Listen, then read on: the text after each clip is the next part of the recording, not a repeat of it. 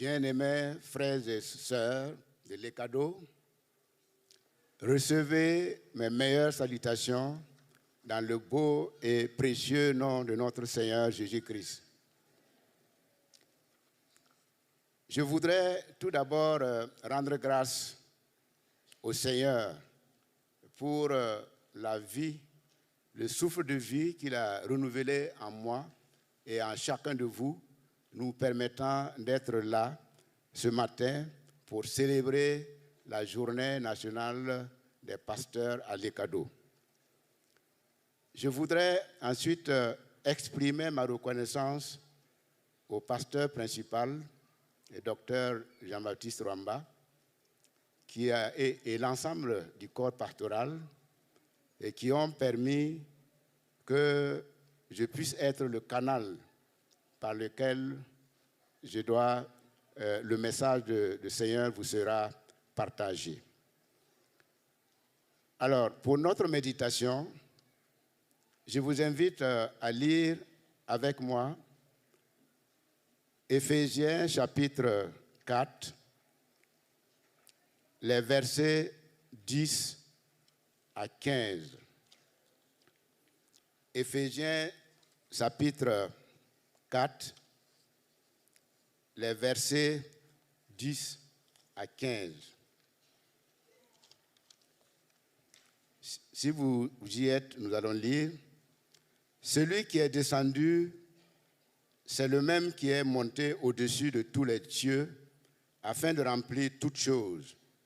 Et il a donné les uns comme apôtres, les autres comme prophètes, les autres comme évangélistes, les autres comme pasteurs et docteurs, pour le perfectionnement des saints, en vue de l'œuvre du ministère et de l'édification du corps de Christ, jusqu'à ce que nous soyons tous parvenus à l'unité de la foi et de la connaissance du Fils de Dieu, à l'état d'homme fait, à la mesure de la stature parfaite de Christ, afin que nous ne soyons plus des enfants, flottant et emportés à tout vent de doctrine, par la tromperie des hommes, par leur ruse dans les moyens de séduction, mais que, professant la vérité dans la charité, nous croissions à tous égards en celui qui est le chef, Christ. Amen. Christ a donné sa vie pour nous sauver. Il nous a appelés les uns et les autres pour former le troupeau de sa bergerie. Psaume 23, verset 1, nous dit que Jésus-Christ est notre grand berger. Quand il a accompli son œuvre ici-bas, il est retourné au Père et il nous a donné des apôtres, des prophètes, des évangélistes, des docteurs et des pasteurs. L'objectif de ces dons précieux est de préparer, de former, d'édifier, d'unir son peuple que nous sommes pour son service, parce que nous avons été sauvés pour servir. Aujourd'hui est une journée spéciale, initiée par l'Église nationale des Assemblées de Dieu pour nous permettre d'exprimer notre gratitude au Seigneur, de le louer, de lui rendre grâce pour les pasteurs qu'il nous a donnés. Alors, mon message comprend deux grandes parties. La première, pourquoi devrons-nous rendre grâce à Dieu pour nos pasteurs? Et la deuxième partie, quelle attitude devrons-nous avoir vis-à-vis de nos pasteurs? Alors, vous comprenez que le titre du message est que rendons grâce au Seigneur pour les pasteurs qu'il a donnés à l'Ekado. Pourquoi devrons-nous rendre grâce à Dieu pour nos pasteurs? Nous devons rendre grâce à Dieu pour nos pasteurs parce que tout don mérite reconnaissance et action de grâce. Paul nous demande dans Colossiens chapitre 3, verset 15, d'être reconnaissant.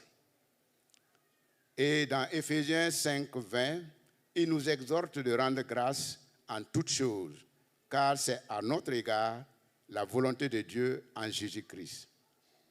Et Jacques 1, 17 nous apprend que tout don de Dieu est excellent et parfait. Notre expression de reconnaissance montre comment nous apprécions la valeur du don reçu, l'importance que nous lui accordons et ce qu'il nous apporte. Deuxièmement, nous devrions rendre grâce à Dieu pour ce que les pasteurs sont pour nous. La parole de Dieu nous enseigne que les pasteurs sont des ministères de Dieu. En tant que ministres, ils sont chargés de mettre en œuvre le programme de Dieu pour le développement intégral de son peuple que nous sommes. Nous voyons cela dans Romains 15, versets 15 et 16. Les pasteurs sont des oints de Dieu pour conduire la mission que Dieu lui-même leur a confiée. On n'est pas pasteur qui le veut, il faut être appelé et oint de Dieu lui-même. Les pasteurs sont nos pères et guides spirituels. Zacharie, chapitre 10, 2, nous dit que sans guide, sans pasteur, le peuple de Dieu est malheureux. Nous référant à l'histoire du peuple d'Israël, Dieu l'a délivré des mains de Pharaon. Mais pour les conduire à la terre promise, Dieu leur a donné des guides, des leaders, sans lesquels ils ne parviendraient pas à destination. Pourquoi nous devons rendre grâce à Dieu pour nos pasteurs? En troisième partie, nous devrons rendre grâce à Dieu pour ce que nos pasteurs font pour nous.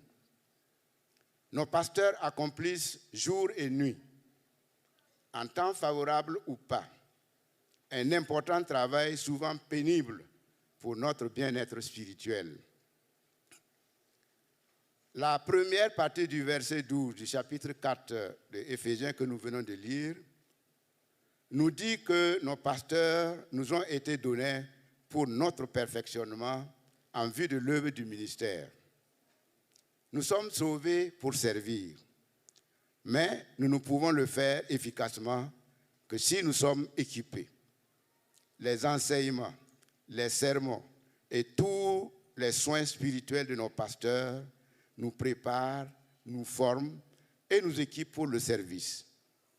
Nous rendons grâce à Dieu pour nos pasteurs qui se mettent ainsi à la tâche, pour que nous soyons bien nourris pour notre croissance et développement spirituel, pour que nous soyons protégés contre les hérésies des faux docteurs, pour que nous soyons des véritables témoins de Jésus-Christ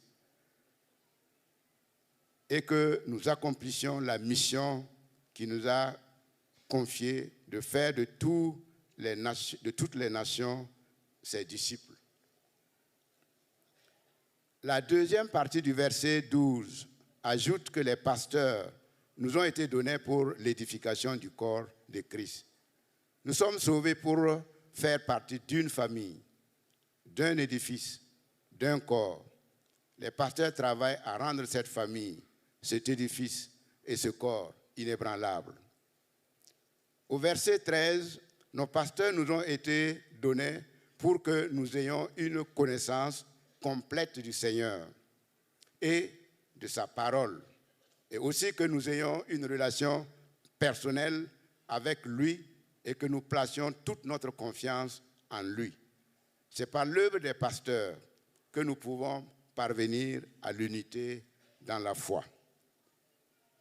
Le verset 14 de notre texte, nos pasteurs nous ont été donnés pour que nous soyons des hommes mûrs, ayant atteint la maturité spirituelle pour faire face aux différentes épreuves et tentations dans notre marche avec le Seigneur. C'est grâce à leurs enseignements et leurs encadrements que nous pouvons quitter le stade d'enfant spirituel pour être des adultes qui ne peuvent être emportés à tout vent de doctrine. Grâce aux actions multiformes des pasteurs, nous sommes outillés pour faire face aux fausses doctrines, aux faux docteurs et à toute forme de séduction qui tentent de nous détourner de notre marche avec le Seigneur. Ézéchiel chapitre 34, verset 5 nous dit que les brebis se sont dispersées parce qu'elles n'avaient point de pasteur. Elles sont devenues la proie de toutes les bêtes des champs. Dans la Bible, nous voyons que le berger David mettait sa vie en danger en luttant contre les fauves, les lions, les ours, etc., pour protéger ses brebis. De même, nos pasteurs se sacrifient sur tous les plans pour nous protéger des ennemis de nos âmes qui rôdent permanemment autour de nous, cherchant à nous dévorer. Oui, nous sommes plus en danger que nous ne le pensons. C'est pour cela que Dieu nous a donné des serviteurs pour nous avertir, nous équiper et ainsi assurer notre sécurité. Nous rendons grâce à Dieu parce que les pasteurs investissent des biens spirituels précieux dans nos vies. Dans 1 Corinthiens chapitre 9, verset 11, Paul rappelle aux fidèles de Corinthe qu'il a investi parmi eux des biens spirituels. Et dans ce chapitre, Paul nous dit en substance que les biens spirituels que les pasteurs donnent, libèrent ou déversent dans nos vies sont infiniment plus de valeur que les biens matériels que nous possédons ou que nous recevons de notre travail ou ailleurs. Pour tout ce que nos pasteurs sont pour nous et font pour nous, nous, en tant que brebis, quelle attitude devrons-nous avoir vis-à-vis d'eux? J'ai identifié quelques attitudes, mais la liste n'est pas exhaustive. Premièrement, nous devons avoir de la considération pour nos pasteurs. L'apôtre Paul nous demande dans 1 Thessaloniciens, chapitre 5, verset 12, d'avoir de la considération pour ceux qui travaillent parmi nous, qui nous dirigent dans le Seigneur et qui nous exhortent. Et dans 1 Timothée 5, 17, Paul nous recommande de juger dignes d'un double honneur ceux qui travaillent à la prédication et à l'enseignement. Nous devons honorer nos pasteurs qui déversent les biens spirituels en nous qui sont plus importants que les biens matériels. Nous devons les respecter, valoriser leur apport dans nos vies. Beaucoup d'entre nous, nous courbons devant le patron au travail et à cause du salaire qui nous paye ou pour nos promotions, mais face aux serviteurs de Dieu, nous sommes souvent irrespectueux.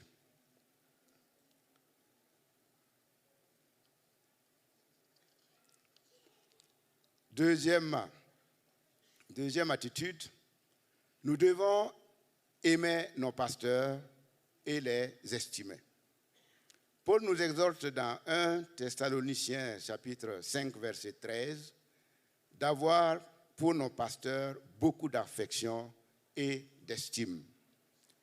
Dans Jean 13, 20, le Seigneur Jésus nous dit, en vérité, je vous le dis, celui qui reçoit celui que j'aurais envoyé me reçoit, et qui me reçoit, reçoit celui qui m'a envoyé. Si nous aimons Dieu le Père, Dieu le Fils, nous ne pouvons pas ne pas aimer les pasteurs qu'il nous a envoyés, qu'il nous a donnés.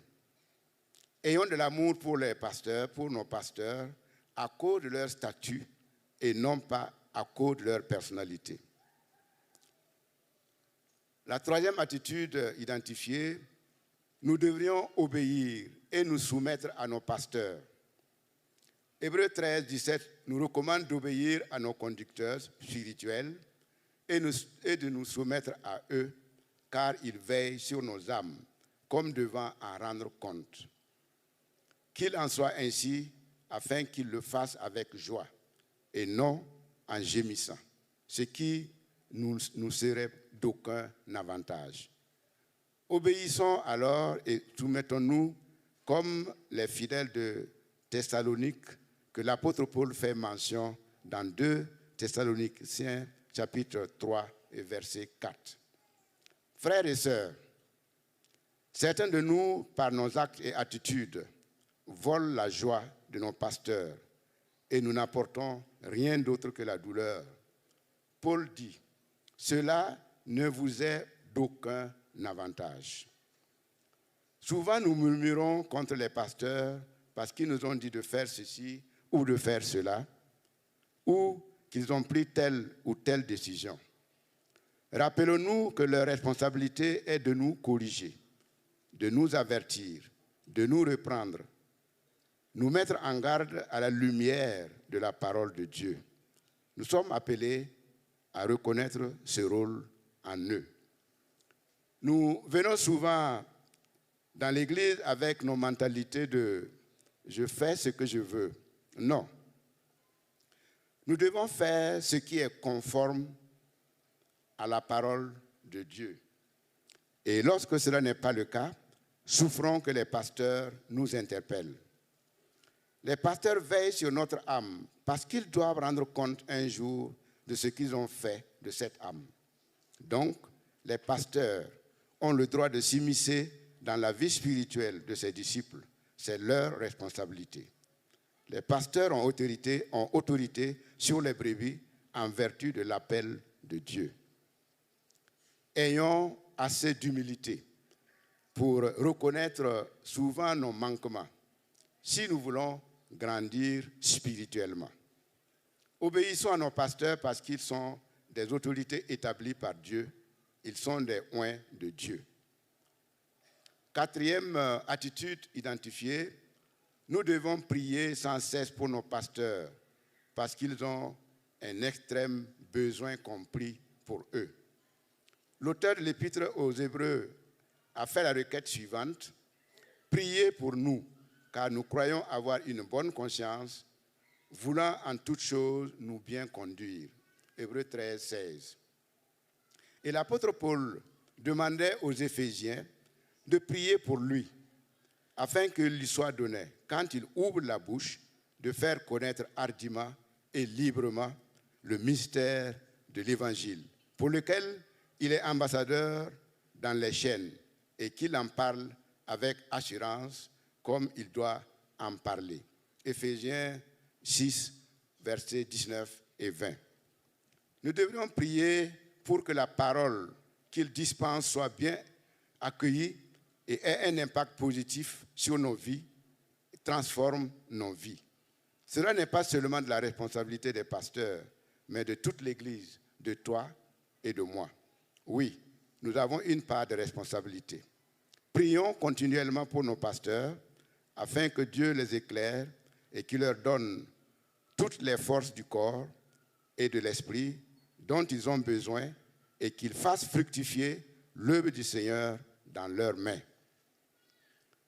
Prions pour les défis auxquels ils font face en tant que bergers, afin qu'ils prennent soin des brebis que nous sommes et qu'ils travaillent à rencontrer nos besoins. Les pasteurs sont souvent, pour ne pas dire toujours, confrontés à des difficultés que nous ne soupçonnons même pas dans l'exécution de leur mission, du fait qu'ils veillent sur tout le monde, chacun avec son problème. Si nous prenons le cas de notre Église, en considérant le nombre que nous sommes, étendu aux membres de nos familles, nous pouvons imaginer le nombre de sollicitations que les pasteurs reçoivent quotidiennement, jour et nuit, pour des problèmes de maladie, de décès, de mariage, de conflits et autres.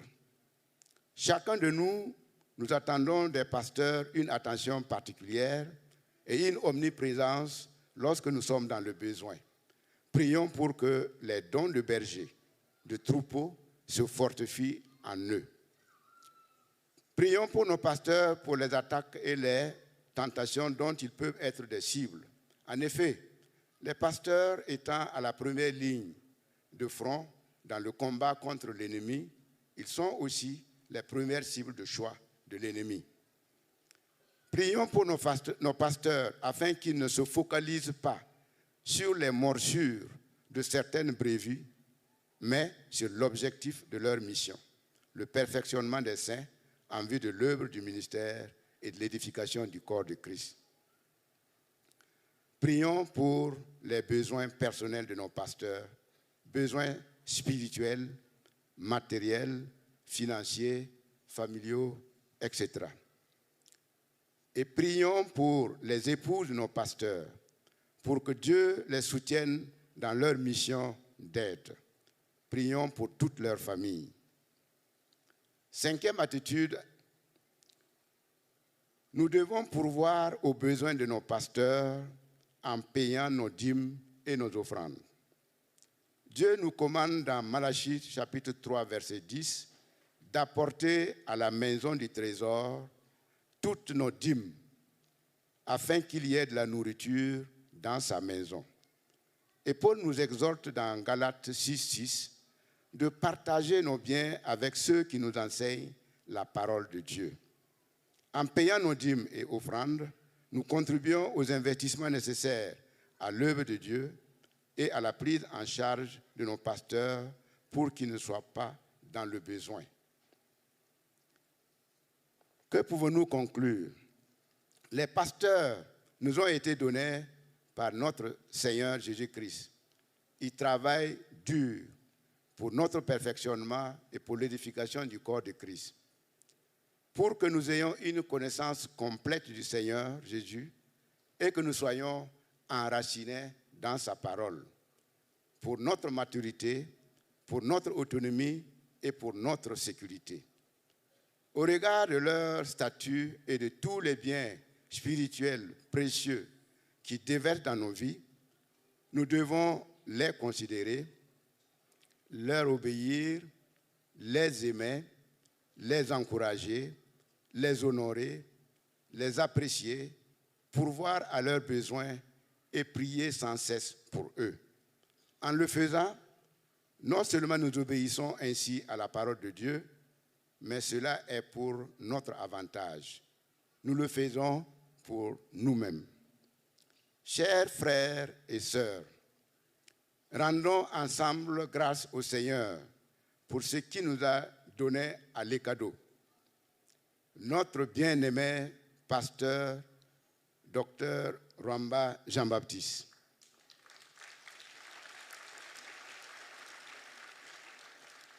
Notre bien-aimé le pasteur Issouf Ouedraogo. Notre bien-aimé le pasteur Sawadogo Mathias. Notre bien-aimé le pasteur Yanogo Benjamin.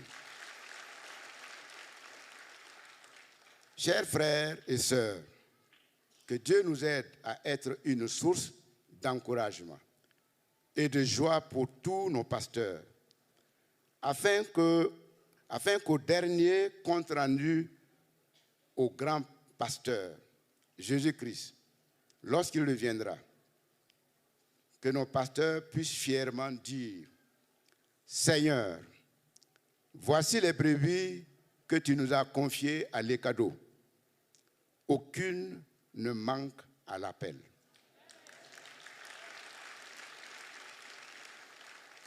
Et le Seigneur de leur répondre, pasteur Rwamba Jean-Baptiste, pasteur Issouf Ouedraogo, pasteur Sawadogo Mathias, pasteur Benjamin Yanogo, venez, entrez dans le repos de mon Père. Que Dieu vous bénisse. Bonne fête, cher pasteur.